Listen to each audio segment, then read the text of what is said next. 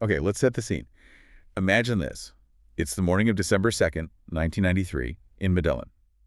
The city's waking up, and Pablo Escobar, the man who basically owned this place, is waking up too. In this tiny little rental house. Not knowing it's his last day. Exactly. And he must have felt it. Meanwhile, across town, you've got DEA agent Steve Murphy. He's exhausted, just completely running on coffee. Right. Been up all night, I imagine. Because he just heard the phone call, the one they'd all been waiting for, the call that basically sealed Escobar's fate. The beginning of the end. It's such a paradox, isn't it? This guy, he actually, dreamed of being Colombia's president. Yeah, it's hard to square that circle. And instead, he becomes the president of cocaine. Some people saw him as a kind of Robin Hood figure. Building things for the poor, yeah. Roads, houses. Football fields, even. Yeah. But this same man was responsible directly or indirectly for, over 50,000 deaths? And staggering number. And the empire he built. It stretched from the Bahamas right into Miami. Private zoos, planes, unbelievable wealth. And yet, that last morning, hiding out in a cramped room, just a bed, a table, an old radio. From palace to hideout. And it's really fascinating here, and what we'll really get into in this deep dive is that it's not just about Escobar the man. Right. It's bigger than that. Absolutely. It's about, personal ambition, sure, but also national chaos and the global impact, the huge global impact of the drug trade. His story really holds up a mirror to a very specific, very turbulent time in Colombian history. How a country's instability can just open the door for these criminal empires. Exactly. It creates the space, the fertile ground for them to not just start, but to grow incredibly powerful. So our mission today for this deep dive is to really unpack the sources you've given us. We're going from his childhood ambitions, wanting to be president, all the way to that relentless hunt by DEA agents Steve Murphy and Javier Peña working with Colombia's own search block. A huge joint effort. And we want to pull out the key insights, right? How this empire got built, why it mattered so much globally, and how it finally came crashing down. That's the plan. Okay, so to really get how Escobar became Escobar, we need to look at the Colombia he was born into. You mentioned national chaos earlier. Can you tell us a bit more about La Violencia? How did that period of strife kind of set the stage? Yeah, absolutely. So La Violencia kicks off in the late 1940s. It's this period of intense political fighting between the conservative and liberal parties. It was just fighting, though, right? Oh, much more. On the surface, it's politics, but underneath, it's a really bloody civil conflict. And it's fueled by this deep, deep divide between the rich and the poor. And wasn't there a specific event that really set it off? Yes, the assassination of the liberal leader Jorge Eliezer Gaitan in 1948. That really ignited the worst of it. It led to this massive breakdown of state authority, of public trust. People just stopped believing the government could protect them or provide for them. And when that happens? People look elsewhere. They look for other power structures, alternative sources of, order or support, even if they're outside the law. So what was the economy like then? How did all that instability affect everyday Colombians? Well, thinking about the bigger picture, Colombia back then was mostly rural. Agriculture was king, especially coffee that was the backbone of the whole economy. But the violence must have hit that hard. Severely. It disrupted everything, production, trade routes. People started fleeing the countryside, heading to cities like Medellin. Which caused its own problems, I imagine. Huge problems. Cities swelled up, leading to these massive gaps between, modern development and just widespread poverty. Opportunity for some, hopelessness for many others. And it's right into this chaos, this environment, that Pablo Escobar is born in 1949. He saw the void, he saw the desperation. And he saw an opportunity. He absolutely saw an opportunity. And crucially, he figured out a way to fill that void. It's fascinating. Expert, you look at his childhood selling snacks, apparently stolen exam papers. These little hustles. What do they tell us about the man he'd become? Well, his mother always said he was sharp, even as a little kid in primary school. 8 years old and already leading classmates starting these small ventures. So it wasn't just about making a quick buck. No, I think it shows more. It shows early leadership skills, a willingness to take risks, and a basic grasp of supply and demand, even if it was for, cheating on exams. Right. And he was apparently fascinated by local politics. Told his mother he wanted to be president one day. So he's watching, he's learning how power works, how you gain influence. While all this is happening in Medellin, the guys who would eventually hunt him down are growing up thousands of miles away.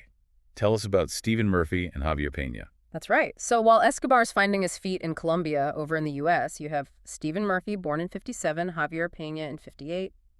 Just kids. No idea their lives would collide so dramatically. None at all. But fate, or maybe the global reach of the drug trade, eventually brings these two future DEA agents right to Medellin. Their whole careers become defined by this one man. It really shows you how far these ripples spread. So, back to Escobar. His family moves to Medellin. Why was that move so important for him? Oh, it was pivotal.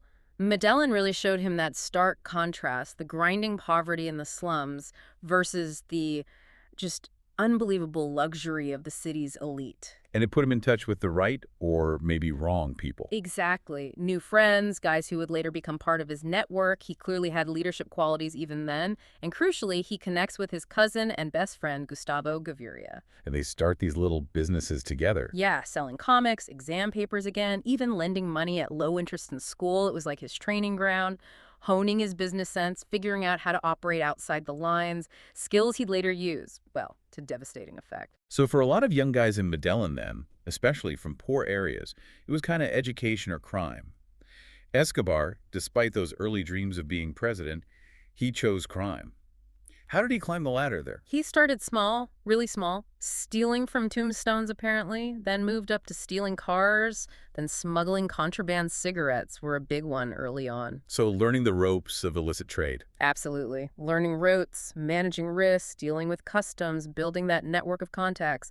By the mid-70s, he makes the jump into the drug trade proper, starting as a middleman, moving those smuggled cigarettes. And then cocaine explodes onto the scene. Colombia's location seems almost perfect for it, geographically. It really is. You look at the map, Colombia's right there at the top of South America. It Yeah. sits perfectly between Peru and Bolivia where the coca was grown. And just a short hop to the massive U.S. market. Exactly, an ideal transit hub.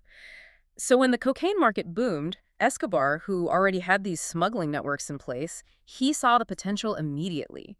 Started buying coca paste from small producers, selling it on to bigger dealers in Medellin, like a guy named Fabio Restrepo. It wasn't long before he teamed up with others to form what became the Medellin Cartel, right? Who were the key players there? Right, he has this crucial meeting. He meets Jorge Luis Ochoa and Carlos Slater, both experienced traffickers. What did they each bring to the table? Well, Ochoa had deep experience in cocaine dealing. Leader was the transport guy. He knew how to move product, especially by air. And Escobar, well, he had the sharp business mind and this absolute ruthless ambition to consolidate power. That meeting was basically the birth of the cartel. You could say that that's where it really takes shape. They set up Norman's Cay in the Bahamas as this key transit point for shipments heading to the U.S.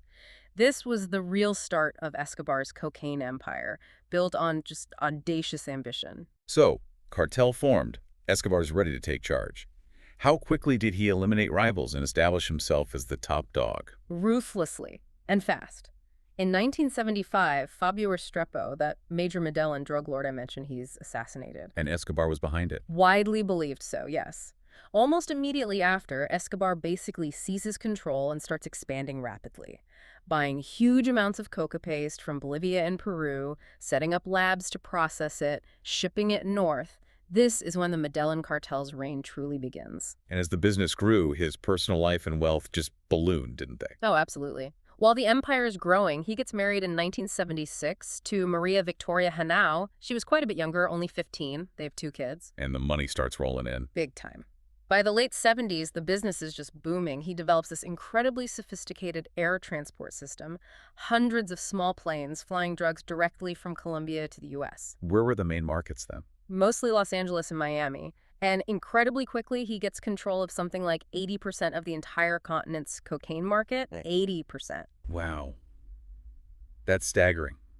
From those humble beginnings. It just shows you sometimes that line between poverty and immense wealth, it can be crossed with enough audacity and, well, ruthlessness. But climbing that high, that fast, it attracts attention. There was an early run-in with the authorities that kind of foreshadowed his whole Plata Plomo thing, right? Yes, absolutely. May 1976, the DACE, Colombia's intelligence agency, they arrest him near the Ecuadorian border. Find 39 kilos of cocaine hidden in his truck's spare tire. But he didn't stay locked up long. No, he bribes the judge and walks free. But, and this is key, the 2 DACE officers who arrested him, they were murdered the next year. Plata Plomo. Exactly. Silver or lead? Bribe or bullet, that was the start of it. Take the money or die. It set this terrifying precedent for how he'd deal with anyone who stood in his way. And by 1978, he's a billionaire. He buys that huge estate, Hacienda Nápoles. It became this symbol of his power, his excess, but also where that Robin Hood image really took off. Yes, spot on. By 78, confirmed billionaire. He buys Hacienda Nápoles' massive place, 20 square kilometers in Antioquia. It's his home, his military base, and he builds this crazy private zoo. Elephants, giraffes, hippos. The hippos are still causing problems today, aren't they? They are indeed an invasive legacy. But yeah, back then, it was pure spectacle. And he famously poured millions into Medellin's poorest neighborhoods, building roads, houses, bringing electricity, putting in those football fields. And that's what earned him the Robin Hood name among the locals. For sure. Many felt he did more for them than the government ever did or ever would. Expert. It's easy for us now to just see the monster. But back then, in Medellin, some people genuinely saw him as a savior, didn't they? Was there a real debate about whether his help outweighed the horror, or was it always just a cover? Look, it's complicated. If you were living in a shack with no running water and suddenly Escobar builds you a solid house or pays your street, that's a huge, immediate positive impact. Especially when the official government seems absent or corrupt. Exactly. Escobar was visible. He delivered tangible things. In a really twisted way, he showed he cared more directly than the state did. That built incredible loyalty, which made fighting him so much harder. But it was all blood money. Every single peso. Remember, the sources say he pushed his lab workers harder because he needed more cash for his philanthropic projects. More cocaine equaled more money for houses and football fields. And the hidden cost. The hidden cost was immense. Many of the young people from those same communities he helped ended up working for the cartel, often dying violently. So was it a real debate? For people on the ground, it was less a debate and more about survival, about complex loyalties and moral compromises in a city basically under siege. And even with that Robin Hood thing going on, his ambitions went way beyond just local popularity, didn't they? Yeah. He aimed higher, and that put him directly against the Colombian government. Absolutely. That populist image was really just a means to an end. In 1982, he gets himself elected as an alternate member of Colombia's Congress, backed by the Liberal Party. He's getting closer to that childhood dream of being president. But that didn't last long. No. It put him right in the sights of the Justice Minister, Rodrigo Lara Bonilla. Lara Bonilla wasn't afraid. He publicly exposed Escobar for who he really was, a drug trafficker. Escobar's response. He was forced to resign from Congress, and just months later, Lara Bonilla was assassinated, brutally gunned down in his car. That was a major turning point. The cartel basically declaring war on the Colombian state. Lara Bonilla's murder sent shockwaves. President Betancourt's government reacted by finally signing an extradition treaty with the U.S., a policy the next president, Gaviria, continued in '86. They saw Escobar as public enemy number one. It became an all-out war, cartel versus the government, and then came the Palace of Justice siege. Just horrific what was really behind that. Well, the official story, or the M19 guerrilla group's story, was that they were protesting violations of a peace deal and fighting against extradition. They stormed the Palace of Justice in Bogotá in November '85, took Supreme Court justices, hundreds of civilians hostage. But there was more to it. Much more. Sources like Mark Bowden uncovered that Escobar had actually funded the M19 siege, paid them $1 million. $1 million. To do what? To burn the building, specifically to destroy all the criminal records and evidence held there against him and the cartel. It was a direct assault on Colombia's justice system, bought and paid for by Escobar. Unbelievable. Meanwhile, the DEA is starting to really focus its efforts. Javier Peña joins in '84. Steve Murphy comes to Colombia later in '91. But before they team up in Medellin, something huge happened in Mexico that really changed the game for the DEA, didn't it?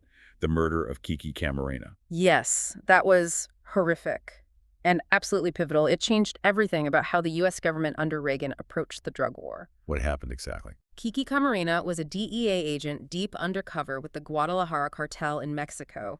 He'd spent 4 years investigating them, uncovered this massive marijuana plantation, like 2,500 acres, making billions. And they found out. They found out. They kidnapped him in 1985, tortured him brutally for days. Reports say his skull, jaw, nose, cheekbones were crushed. They even injected him with drugs to keep him conscious during the torture so they could question him more before finally killing him. His body was found later. That kind of savagery. It must have just lit a fire under the DEA. How did that one event change the whole war on drugs? What shifted? It was a massive shock, a galvanizing moment. Any illusions about the cartels were gone. The DEA got a lot more power, more resources. The war on drugs was declared with, well, a new kind of ferocity. And Peña was involved in the aftermath. Yes, Peña was actually sent down to Mexico to help with Operation Leyenda, the investigation into Camareni's murder. That operation eventually led to capturing key cartel figures like Rafael Caro Quintero and exposed just how deep corruption ran in parts of the Mexican government. So it gave the DEA more muscle. It gave them the teeth they needed and the political backing to go after these international cartels much harder. The focus shifted significantly towards Colombia, the source of America's cocaine problem. The message was clear. The gloves were off. No holding back anymore. And that's the context for Peña and Murphy ending up in Medellin, working with Colombian police, trying to hunt Escobar. An unlikely pair, adapting to this incredibly dangerous environment. Learning Spanish, building trust with local cops, trying to piece together intelligence, all while Escobar had a $300,000 bounty on their heads. Constant danger. But they kept at it. They did. Then, as the 90s roll in, President Gaviria is putting serious pressure on Escobar, but Escobar is still obsessed with stopping extradition. So he offers a deal. Yeah, pretty audacious one. He says he and his top guys will surrender, but only if Colombia abolishes extradition. And they took it. Incredibly, yes. June 1991, a deal is struck. Escobar agrees to serve time in his own self-designed prison, quote-unquote, La Catedral, which is more like a luxury resort. Oh, absolutely. Casino, spa, nightclub, football pitch, jacuzzi, even a giant dollhouse for when his kids visited. Yeah. And he got to pick his own guards. It was just bizarre, a total farce. A 5-star prison. But even that didn't hold him. What made him finally leave his golden cage? Well, word got out. In June 1992, Escobar heard the government was finally planning to move him to a real, much stricter prison. So he just walked out. He literally just walked out, escaped from his own prison. The escape caused this huge international uproar, especially in the U.S. Photos of his luxury prison got leaked. Total embarrassment for the Gaviria government. The massive embarrassment, Gaviria declared. No more deals. From now on, it's capture or kill, and extradition is back on the table. The gloves were well and truly off now. And this leads to the creation of the search block, right? This elite unit. Exactly. A dedicated unit of Colombian police and soldiers, carefully vetted, supposedly incorruptible, focused solely on hunting Escobar. And they got a big boost in resources. Including help from the U.S. Significant help. Money, training, and crucially, technology. The U.S. provided this advanced French radio triangulation equipment. Ah, the triangulation tech. This was key, wasn't it? How did that actually work to pinpoint him? He was notoriously careful about phones. He was careful, but not careful enough, especially towards the end. Basically, think of it like this.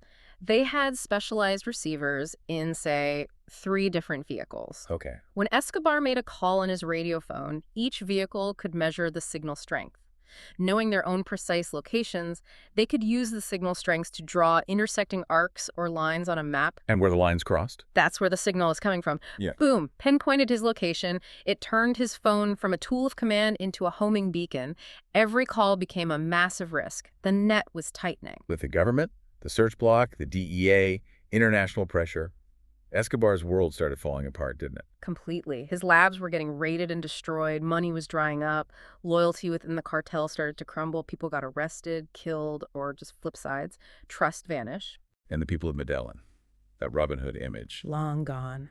The sheer violence of the drug war, the bombings, the killings, it had devastated the city. People who once might have protected him now saw him as the cause of their suffering. He was isolated. A ruthless killer responsible for thousands of deaths. Yeah. That was the image now. So the search block, Murphy, Peña, they knew he was getting desperate, maybe careless, especially about contacting his family. They were counting on it. They figured he'd try to call them on a significant date. And sure enough, December 1st, 1993, his son Juan Pablo's 16th birthday. He made the call. He made the call. An intercepted radio conversation between Escobar and his son that night gave the search block the critical intelligence they needed. They started closing in. And the next day, December 2nd, 1993, around 2:50 p.m., the final act. That's it. Using that French triangulation gear, 3 vehicles zeroed in on the signal from another call Escobar made.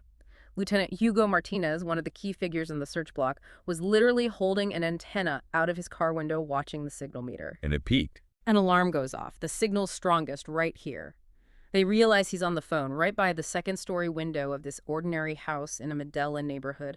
A fatal mistake. He stayed on the line too long. The search block moves in fast. Murphy was there on the scene, wasn't he? Yeah, Murphy was part of the perimeter security. The search block storms the house. Escobar and his bodyguard, Limon, they make a break for it, scramble out a window onto the roof of the house next door. A final desperate run. A desperate dash, but there's nowhere to go. A shot from the search block hits Escobar in the leg. He stumbles.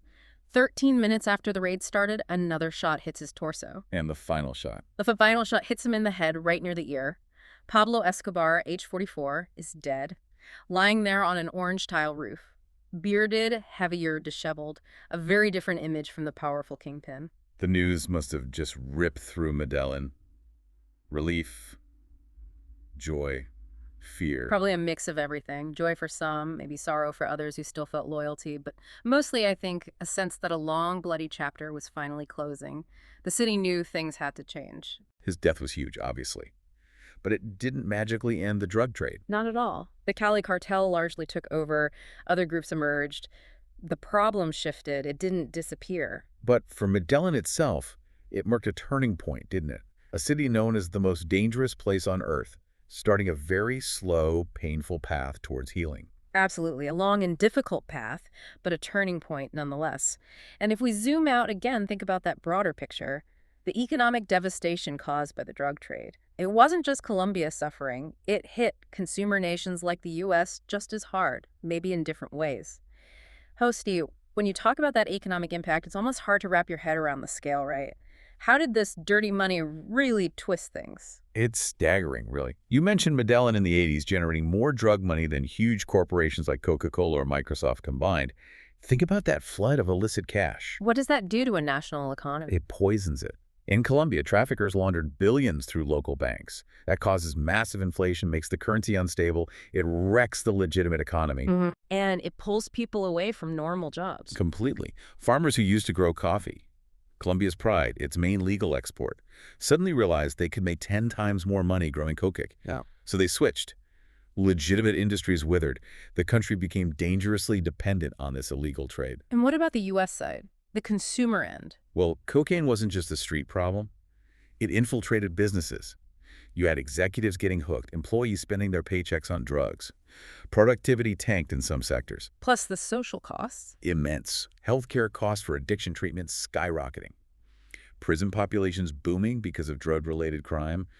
Billions and billions spent on law enforcement trying to suppress it all. It really was this lose-lose game, as you said. Colombia losing its future, maybe, and the U.S. losing its present. That's a good way to put it. The sheer depth of the damage on both sides. That's why President Reagan declared that war on drugs. It wasn't just posturing. The cost was real, tangible, and devastating society. It was about far more than just one man like Escobar, or even just cocaine. It was about the societal fabric unraveling. And yet, despite that huge cost, despite the power of someone like Escobar, you had people like Murphy, Peña, the Colombian National Police, the search block. They didn't give up. No, they didn't. Their work, their persistence, it proved a crucial point. Nobody, not even a self-proclaimed kingpin, is ultimately above the law. But as we know, the fight didn't end with Escobar's death. Far from it. It's ongoing. And guys like Murphy and Peña, they continued working in law enforcement for years, didn't they? Well, sharing their story, trying to make sure the lessons learned weren't forgotten. Yeah, their experiences became this vital lesson, hopefully for future generations dealing with these complex problems. Definitely. Which leads to, I suppose, a final thought for you, the listener, to maybe reflect on after this deep dive. In a world that's so incredibly interconnected now, how do problems that start in one place, like the drug trade in Colombia then, inevitably ripple outwards and end up affecting completely different nations, different societies? And specifically, what does Pablo Escobar's story, his rise, his reign, his fall, really tell us about the incredibly complex and often very long-lasting consequences of illicit wealth and unchecked power? Not just on the individuals involved, but on entire societies, both where it originates and where it ends up. It's something worth considering.